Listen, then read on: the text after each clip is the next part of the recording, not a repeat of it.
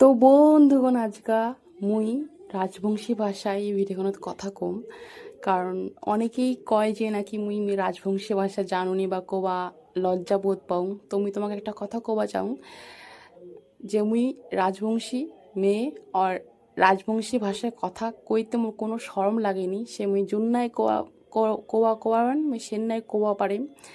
আর দেখো এটা হচ্ছে মিনি সুইজারল্যান্ড মোর চোখত আর কি। কোনো দিন হয়তো যাওয়া পারিম না নাই জানো উনি হয়তো যাওয়াই পারবো না সুইজারল্যান্ড, কিন্তু এই জায়গার মুখ সুইজারল্যান্ডের মতো লাগিল। কিন্তু এই গাড়ির পুনলাছে বলেই জায়গাখান ডিস্টার্ব করে ফেলাল সৌন্দর্যটা।